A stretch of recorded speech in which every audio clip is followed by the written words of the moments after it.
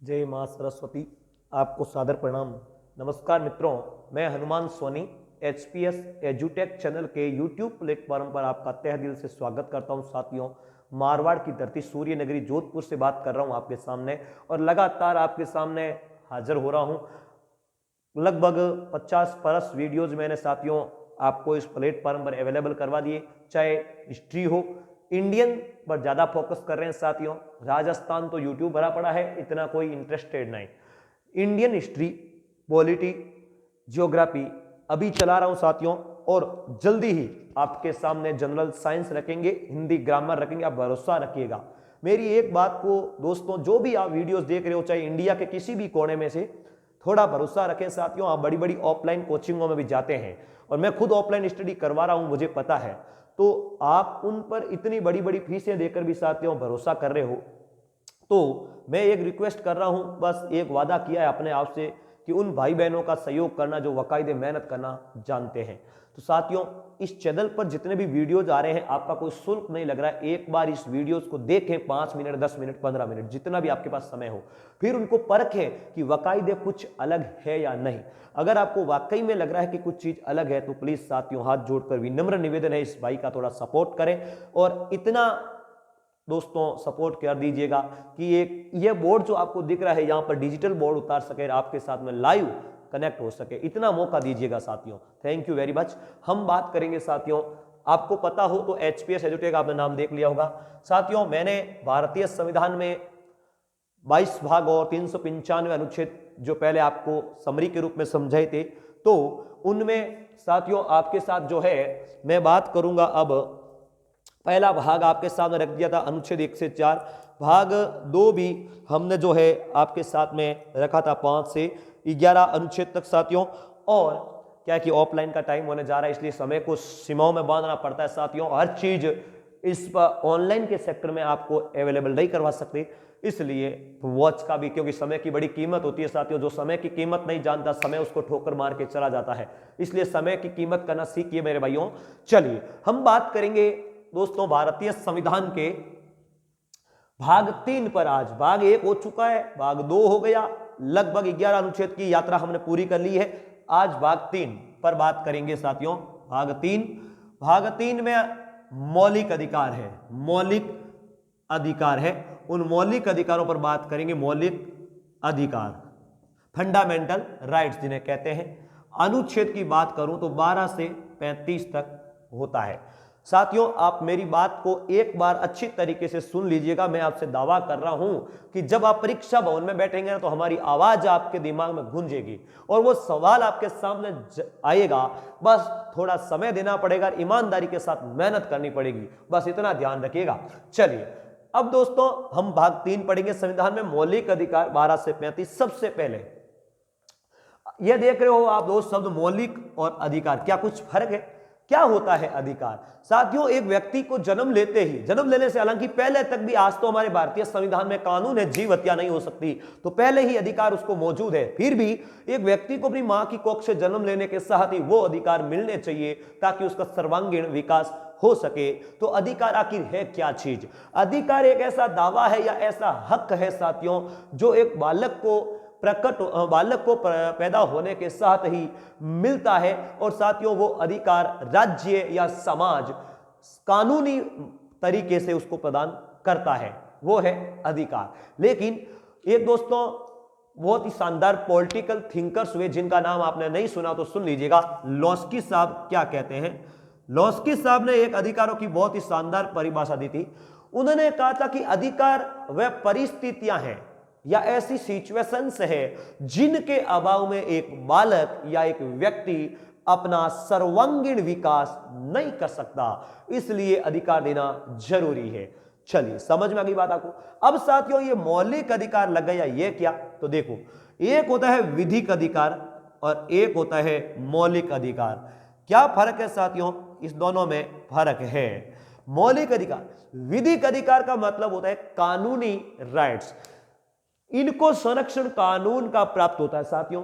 जबकि मौलिक अधिकार कंपलसरी उसको देना पड़ेगा तथा राज्य को देना पड़ेगा। दूसरी बात, मौलिक अधिकारों का संरक्षण संविधान करता है। संविधान में अनिवार्य रूप से यह लिखा हुआ होगा कि मौलिक अधिकार देना ही पड़ेगा। दूसरी बात, कानूनी अधिकारों में संशोधन करने के लिए सामान्य विधायी प्रक्रिया से अपन कर सकते हैं, जबकि इनमें दोस्तों संशोधन करने के लिए संविधान संशोधन प्रक्रिया वो भी विशेष बहुमत के साथ अपनाई जाती है। चलिए, विधिक अधिकारों को दोस्तों संरक्षण के लिए न्यायपालिका में सर्वोच्च संवैधानिक उपचारों का जो अधिकार होता है वो लागू नहीं होता, जबकि मौलिक अधिकारों में संवैधानिक उपचारों का अधिकार, जिनके तहत कोई भी व्यक्ति जिनके मौलिक अधिकारों का हनन हो रहा हो, सर्वोच्च न्यायालय या हाई कोर्ट्स में जाकर अपील कर सकता है। तो साथियों, इतनी बातों का आप जरूर थोड़ा ध्यान रखिएगा। चलिए हम आगे बात करें तो देखो, यह तो हुई बात मौलिक अधिकारों की, अब देखो हम अधिकारों की। अब अपन बात करें कि ये जो मौलिक अधिकार है, एक एक बात को नोट्स करने का। मौलिक अधिकार जो है ना साथियों, ये हमारे भारतीय संविधान में अमेरिका से लिया गया कंसेप्ट है। कहां से लिया हमने इनको? अमेरिका से लिया।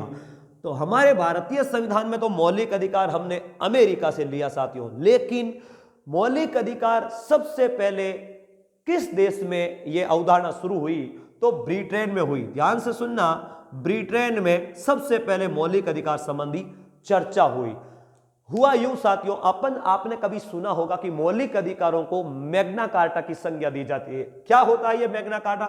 सुनिएगा, एक एक चीज को अपन 2-3 वीडियो में इसको पूरा करेंगे। ऐसा नहीं है कि एक साथ में घास काट देंगे, बिल्कुल नहीं काटेंगे, आप थोड़ा भरोसा रखिएगा। तो साथियों, मैग्ना कार्टा क्या है? देखो, ब्रिटेन में दोस्तों आपको पता है क्राउन का शासन था, और जॉन साइमन क्राउन थे साथियों सन 1215 के लगभग। और इस जॉन साइमन ने साथियों ब्रिटेन के नागरिकों को कुछ अधिकार प्रदान किए थे, एक लेटर के माध्यम से आदेश जारी करके, और उस लेटर का नाम था मैग्ना कार्टा। समझ में आई आपको? इसलिए मौलिक अधिकारों को वर्तमान में भारतीय संविधान में मैग्ना कार्टा या दोस्तों संविधान का हृदय या आत्मा की संज्ञा दी जाती है। तो भाग 3 को मैग्ना कार्टा कहते हैं, क्योंकि फंडामेंटल राइट्स है। कंसेप्ट क्लियर हो गया? चलिए, और यह सबसे पहले कहां दिया? ब्रिटेन में। इसलिए मौलिक अधिकारों की शुरुआत दुनिया में सबसे पहले ब्रिटेन से होती है, लेकिन भारत में कहां से लिए गए? अमेरिका से लिए गए। चलिए, अब देखो, एक एक बात को नोट करते हुए चलना। मैं बार बार मौलिक अधिकार मिटा देता हूं साथियों, ये अपन पढ़ रहे हैं मौलिक अधिकार, इसलिए इनको मिटाने की तो आवश्यकता पड़नी ही नहीं चाहिए।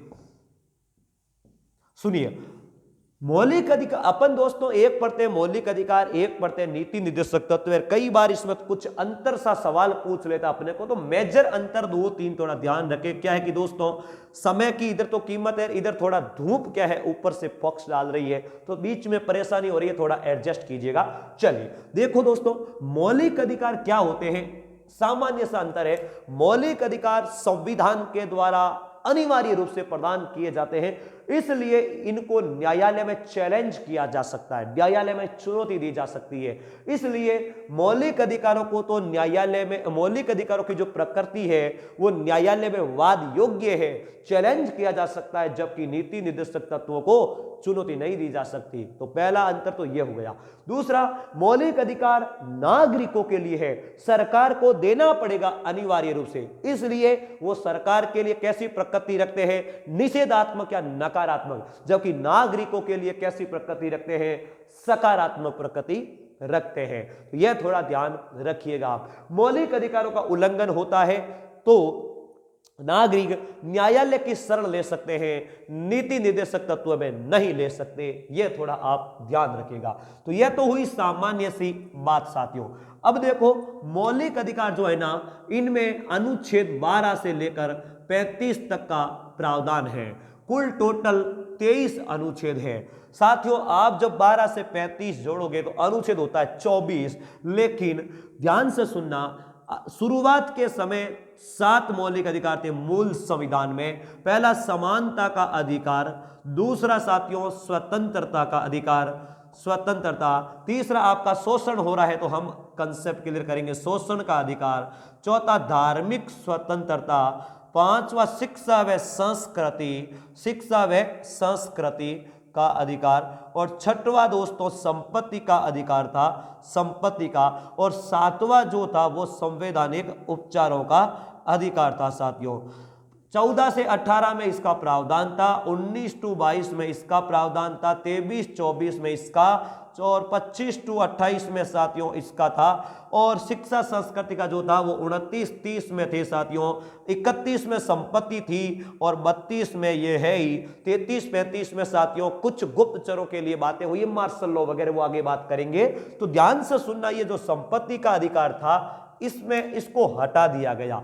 यह दोस्तों संपत्ति की एक स्वतंत्रता थी जिसे छठवीं स्वतंत्रता कहते हैं। तो ध्यान रखना आप, अनुच्छेद 19(1) पार्ट सी, उसका जो छठवीं स्वतंत्रता थी वो संपत्ति की स्वतंत्रता थी, एक यह भी ध्यान रखना।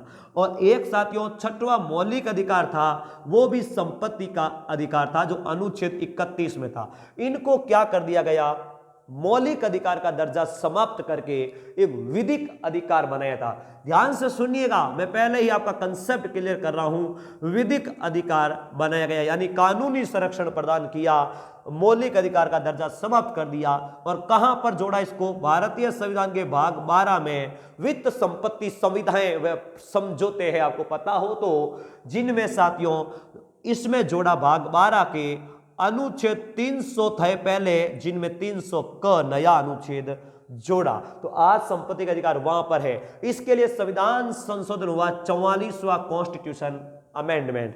ध्यान रखिएगा दोस्तों, सबसे पहले सर्वोच्च न्यायालय ने यह कहा था कि संसद जो है संविधान में संशोधन नहीं कर सकती, मूल संविधान में संशोधन नहीं कर सकती प्रस्तावना वगैरह में। लेकिन जब 24 अप्रैल 1913 को केशवानंद भारती बनाम केरल राज्य का वाद आता है तो उसमें 13 सदस्यों की पीठ ने मूल ढांचे का सिद्धांत दिया और कहा कि मौलिक अधिकारों में भी संशोधन कर सकती है लेकिन उसके मूल ढांचे में, बेसिक स्ट्रक्चर में नहीं। तो ध्यान रखना, 44वां कॉन्स्टिट्यूशन अमेंडमेंट होता है 1978 में, और इस समय हमारे भारत के प्राइम मिनिस्टर थे मोरारजी देसाई। साथियों कौन थे, मोरारजी देसाई। और उन्होंने क्या करवाया, संविधान संशोधन करवा के संपत्ति के अधिकार को समाप्त कर दिया। तो यह बातें थी सामान्य से कंसेप्ट दोस्तों। अब देखो, यह सब बातें दोस्तों प्रश्न के रूप में आपके सामने प्रकट होती है, बस आपको थोड़ा भरोसा रखना पड़ेगा। चलिए अब देखो, 12 से 35 तक है मौलिक अधिकार, 12 से 35 तक। तो साथियों अधिकार तो समानता का पहला जो है वो 14 से शुरू होता है। तो ये 12-13 आपके सामने क्या है दोस्तों, एक तो आपको पूछ ले, विधि का शासन कंसेप्ट किसका है, डाइशी ने दिया था, ब्रिटेन के राजनीतिज्ञ थे डाइशी, विधि का शासन उसका है। अनुच्छेद, अब ध्यान सुना, ये अनुच्छेद 12, आपको 3 अनुच्छेद बता रहा हूं, रट लेना भाइयों। अनुच्छेद 12, अनुच्छेद 36 और अनुच्छेद 152, यह 3 अनुच्छेद मौलिक अधिकारों की शुरुआत होती है 12 से, तो पहला अनुच्छेद। नीति निर्देशक तत्वों की शुरुआत होती है 36 से, तो पहला अनुच्छेद। और राज्य की शुरुआत होती है 152 से, सॉरी हमारे इसकी शुरुआत होती है साथियों, हाँ राज्य की शुरुआत होती है 152 से। तो यह जो 152वां अनुच्छेद, इन तीनों ही अनुच्छेदों में साथियों क्या है, राज्य की परिभाषा है, राज्य की परिभाषा। ध्यान से सुनिएगा, तीनों में ही राज्य की परिभाषा दी हुई है। क्या मतलब होता है साथियों, आप किसे कहेंगे राज्य, भारतीय संविधान का आर्टिकल 1 या आर्टिकल जो अपन 1 पढ़ते हैं, अनुसूची फर्स्ट पढ़ते हैं, ये धूप भी परेशान करती है, दिन में धूप और शाम को बिजली, लेकिन क्या करें, चुनौतियों के सामने हम झुक नहीं सकते साथियों। तो ध्यान से सुनिएगा, यह जो है ना, इसमें राज्य की परिभाषाओं में क्या बोला गया भाइयों, कि वह सभी संस्थाएं राज्य के अंतर्गत शामिल होती है जो सरकार के द्वारा स्थापित है और किसी न किसी, चाहे प्रत्यक्ष रूप से चाहे अप्रत्यक्ष रूप से, सरकार से अनुदान प्राप्त करती है, तो उसे अपन क्या कहेंगे, राज्य में शामिल करेंगे। समझ में आई साथियों, 12, 36 और 152 में राज्य की परिभाषा है। और राज्य की परिभाषा में बात यह लिखी हुई है कि वह सभी संस्थाएं जो सरकार द्वारा संचालित है, और दोस्तों वह सभी संस्थाएं जो सरकार से, चाहे प्रत्यक्ष रूप से या अप्रत्यक्ष रूप से, सरकार से पैसा या वित्त या अनुदान प्राप्त करती है, वो क्या होगी, राज्य में शामिल होगी। कंसेप्ट क्लियर हो गया। तो अपन कैसे, जैसे सार्वजनिक विद्यालय है, हमारे गांव में विद्यालय है, हॉस्पिटल से, ये सब सरकार के द्वारा ही तो संचालित है, तो ध्यान रखना राज्य में शामिल होगी, ये राज्य की प्रॉपर्टी होती है। तो ये हो गया 12वां अनुच्छेद, आपका कंसेप्ट क्लियर। देखो अनुच्छेद 13, अनुच्छेद 13 क्या है, असंगत विधियां होती है उसको अल्पीकरण या कम करने की विधियां कानून होते हैं। क्या है साथियों, देखो पहली बात तो यह ध्यान रखना, भारतीय संविधान का सबसे महत्वपूर्ण अनुच्छेद कौन सा है, आपको पूछ लेना एग्जामिनर, तो यही अनुच्छेद है, महत्वपूर्ण अनुच्छेद, अनुच्छेद 13। दूसरी बात, इसको दोस्तों अमेरिका से एक प्रावधान लिया गया है इसी अनुच्छेद में, ज्युडिशियल रिव्यू, न्यायिक पुनर्विलोकन या पुनर्वलोकन जिन्हें अपन कहते हैं साथियों, वो प्रावधान भी इसमें लिया गया है जो न्यायपालिका के पास पावर्स है। अब देखो इस शक्ति का प्रयोग करके अनुच्छेद 13 में क्या प्रावधान किया गया कि जिस समय भारत का संविधान निर्माण हुआ या लागू हुआ, उस लागू होने से पहले ऐसा कोई कानून बनाया गया था जिसके द्वारा शासन चल रहा था, तो अब जो इस संविधान को लागू करने में वो कानून अगर बाधा पैदा कर रहा है तो सर्वोच्च न्यायालय उस कानून को क्या कर सकती है, निरस्त कर सकती है या समाप्त कर सकती है। कंसेप्ट क्लियर, पहली बात तो यह लिखेगी। दूसरी, राज्य संविधान लागू होने के बाद भविष्य में ऐसा कोई कानून नहीं बनाएगा जो संविधान का उल्लंघन करे या मौलिक अधिकारों का हनन करे। अगर ऐसा कानून बनाया जाता है तो सर्वोच्च न्यायालय जुडिशियल रिव्यू पावर के तहत उसको क्या कर सकती है, समाप्त कर सकती है। यह दो बातें जो है साथियों इस अनुच्छेद 13 में डाली गई, समझ में आ गई। चलो अब दोस्तों देखो एक बार एक सवाल आ गया था कि भारत में सबसे पहले मांग मौलिक अधिकारों की किसने की, तो देखो दोस्तों आपको पता है संविधान की मांग भी सबसे पहले 1895 में स्वराज विधेयक के द्वारा हुई थी। तो सबसे पहले तो स्वराज विधेयक के द्वारा ही हुई मौलिक अधिकारों की मांग। फिर साथियों आपको पता है 1928 में मोतीलाल जी नेहरू, जवाहरलाल नेहरू के पिताजी मोतीलाल जी जो नेहरू है, उन्होंने एक बिल रखा कॉमनवेल्थ ऑफ इंडिया, यह बिल रखा था साथियों। इस बिल में भी मौलिक अधिकारों की मांग की गई थी। हालांकि ऐसे तो कांग्रेस के कई अधिवेशनों में भी मौलिक अधिकारों की मांग हुई है, लेकिन यह थोड़ा ध्यान आप रखिएगा। अब अपन शुरुआत करेंगे अनुच्छेद 14 से 18 वाला। पहला, समानता का अधिकार। पहला हमारा मौलिक अधिकार है समानता। हमारे भारत में दोस्तों सभी नागरिक समान हैं, ऐसा हम मानते हैं। समानता का अधिकार दिया गया है। 5 अनुच्छेद है साथियों, इसमें 14 से 18 एक एक अनुच्छेद पर बात करेंगे। देखो अनुच्छेद 14 जो है ना साथियों, इसके तहत अपने को कानूनी समानता दी गई है, कानूनी समानता दी गई है। और वो कानूनी समानता दो तरीके से है, ध्यान से सुनना। एक तो विधि के समक्ष समानता, विधि के समक्ष यानी कानून के समक्ष सब समान है, ठीक है ना, विधि के समक्ष समानता। और दूसरा कानून के समान संरक्षण, कानून के समान संरक्षण। एक एक बात को समझना साथियों, विधि के समान समक्ष समानता और कानून के समान संरक्षण। सबसे पहले तो साथियों विधि के समक्ष समानता का मतलब क्या होता है? चाहे राजा हो, चाहे रंग, चाहे छोटा व्यक्ति हो, चाहे बड़ा, कानून के सामने सभी समान है। यह बात इस पर कही गई है। यह जो बात है, यह कंसेप्ट हमने लिया कहां से है? ब्रिटेन से लिया है। यह वर्तमान में दोस्तों अप्रभावी सा लगता है, यह एक नकारात्मक अवधारणा है, क्योंकि हम सभी जान पा रहे हैं कि कानून के सामने आज हमारे भारत में सभी समान नहीं है। उचित परिस्थितियों को देखते हुए भेदभाव किया जा रहा है, तो अप्रभावी है। लेकिन यह जो कंसेप्ट है यह अमेरिका से लिया गया कंसेप्ट है और यह सकारात्मक अवधारणा है साथियों, सकारात्मक अवधारणा है, वर्तमान में प्रभावी भी है। क्या मतलब होता है इसका दोस्तों? कि समान परिस्थितियों में सभी नागरिक समान कानून से शासित होंगे, ऐसी बात इसमें कही गई है। लेकिन न्यायोचित परिस्थितियों को देखते हुए अगर मान लो समान परिस्थितियां नहीं हैं तो राज्य उनके साथ भेदभाव कर सकता है। जैसे दोस्तों जब संविधान लागू हुआ तो कुछ लोग समाज की मुख्य धारा से ऊपर थे, काफी अच्छे अधिकार प्राप्त थे उनको, यानी ऐसा कह सकते हैं अच्छी सुविधाएं प्राप्त थी उनको। लेकिन कुछ बेचारे लोग समाज की मुख्य धारा से जुड़ नहीं पा रहे थे, तो उनको जोड़ने के लिए राज्य ने कानून बनाकर उनको संरक्षण प्रदान किया। वो इसी के तहत होता है कानून के समान संरक्षण।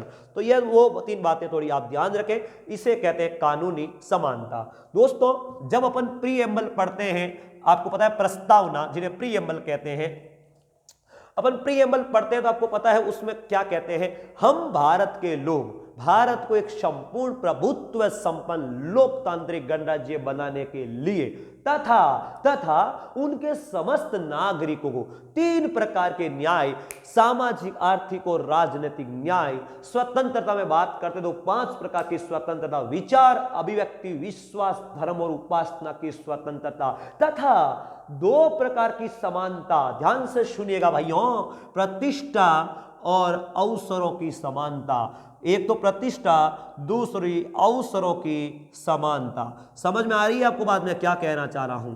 यह दोस्तों 2 प्रकार की समानता प्रीएम्बल में आपको एक आदर्श के रूप में मिलती है। तो अवसरों की समानता तो आपको अनुच्छेद 16 समानता के अधिकार में लोक नियोजन में अवसरों की समानता के रूप में मिल रही है। बाकी जितनी भी ये समानताएं हैं ना, वो प्रतिष्ठा ही तो बताती है एक नागरिक की। समझ में आ रही है ना आपको बात? तो ध्यान रखिएगा, अनुच्छेद 14 जो है ये हुआ खत्म। अनुच्छेद 15 आज केवल समानता का अधिकार ही करेंगे। दोस्तों 5 बातें याद रखें। धर्म, मूल वंश, ये बातें ऐसा ही मैं पूछ ली थी इसलिए ध्यान रखना। धर्म, मूल वंश, जाति, लिंग और जन्म स्थान। ध्यान से सुनना दोस्तों, यहां पर कहीं पर भी रंग नहीं लिखा हुआ है, एग्जाम में रंग पूछ रहा था। 5 बातें हैं, धर्म, मूल वंश, जाति, लिंग या जन्म स्थान के आधार पर भेदभाव का क्या है भाइयों, निषेध किया गया है। ध्यान से सुनिएगा कि राज्य धर्म, मूल वंश, जाति, लिंग, जन्म स्थान के आधार पर भेदभाव नहीं करेगा। यह अनुच्छेद 15 में है। दोस्तों हर चीज आपको ऑनलाइन सेक्टर में अवेलेबल नहीं करवा सकते, फिर भी मैं आपके सामने थोड़ी बात रख रहा हूं। अनुच्छेद 15 में यह बात की गई थी 15(1) में, फिर इसमें छोटे छोटे और पार्ट्स है। 15(2) में आगे चलकर राज्य ने कहा कि सभी सार्वजनिक स्थलों पर कोई भेदभाव नहीं किया जाएगा। लेकिन आगे चलकर 15(3) में सरकार ने कहा कि राज्य कानून बनाकर महिलाओं व बच्चों को उचित संरक्षण प्रदान कर सकता है। महिलाओं व बच्चों को उचित संरक्षण प्रदान कर सकता है। तो यहां पर भेदभाव हो रहा है ना, आप देख रहे हैं ना। तो यह क्या है, समाज की मुख्य धारा से जोड़ने के लिए किया गया था। हमारे भारत में प्रथम संविधान संशोधन 1951 में हुआ था, जिसमें 9वीं अनुसूची जोड़ी गई थी। उसी में साथियों जून 1951 में यह 15(3) भी जोड़ा गया था। फिर आगे चलकर राज्य यह भी कहता है 15(4) में कि SC ST व पिछड़े वर्ग के बच्चों को शिक्षा में आरक्षण दिया जाएगा। तो वहां पर भी भेदभाव तो हो रहा है, लेकिन मुख्य धारा से जोड़ने के लिए जरूरी था। तो यहां 15(4) में कहा। 15(4) फिर दोस्तों 15(5) में जो हुआ, 15(4) भी 1951 में प्रथम संविधान संशोधन से जोड़ा गया। फिर 15(5) में कहा कि टेक्नोलॉजी इंस्टीट्यूट यानी तकनीकी शिक्षण संस्था में भी आरक्षण का प्रावधान किया गया SC ST में पिछड़े वर्गों के लिए। तो ये 15(5) में बात हुई थी। और यह जो हमारा 15(5) जो था 93वें संविधान संशोधन 2005-6 में जोड़ी गई बातें थी। फिर हालांकि साथियों इस आरक्षण को अशोक कुमार बनाम वाद के तहत चैलेंज भी किया गया था, लेकिन सर्वोच्च न्यायालय इसको खारिज कर दिया। तो ऐसी कई बातें जो है जो आपको ऑनलाइन के इस छोटे से वीडियो में आपको अवेलेबल नहीं करवा सकते। चलिए तो आप थोड़ा ध्यान रखें, ये बातें 15 अनुच्छेद में थी।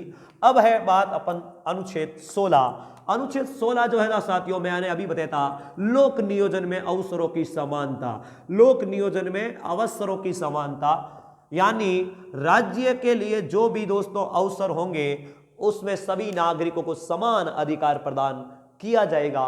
किसी भी नागरिक के साथ भेदभाव नहीं किया जाएगा, चाहे वो लोक सेवक की परीक्षा हो, चाहे वो शिक्षण संस्थान हो, चाहे कोई सार्वजनिक स्थान हो, किसी भी आधार पर भेदभाव अवसरों में नहीं किया जाएगा। तो इतना ही ध्यान रखें। हालांकि साथियों इसमें भी मैं आपको बोल रहा हूं आरक्षण के प्रावधान पर बातचीत हुई। 16 इसके भी 16 1 2 3 4 ऐसे कई छोटे छोटे अनुच्छेद लाए गए थे। इसी को दोस्तों जांच करने के लिए आगे आपको पता है तो 2 आयोग भी बनाया गया था। जो हर चीज मैं कह रहा हूं ना आपको दोस्तों यहां पर अपन नहीं देख सकते। काका कालेलकर आयोग बनाया गया था। यहां पर काका कालेलकर 1953 में आया था, जिसने 55 में रिपोर्ट दी थी। इसी प्रकार दोस्तों यह बीपी मंडल भी आयोग आया था। बीपी मंडल जिसको बिंदेश्वरी प्रसाद मंडल कहते हैं, 1978-79 में आया था। मोरारजी देसाई की सरकार ने बनाया था। तो थोड़ा दोस्तों ये ध्यान रखिएगा, ऐसे छोटी छोटी बातें जो है ऑनलाइन के सेक्टर में आपके सामने नहीं रख सकते, क्योंकि इतना बड़ा वीडियो अपलोडिंग नहीं हो सकती। तो अनुच्छेद 16 में लोक नियोजन के अवसरों की समानता है। फिर साथियों अनुच्छेद 17 अनटचबिलिटी, छुआछूत व अस्पृश्यता का निषेध है।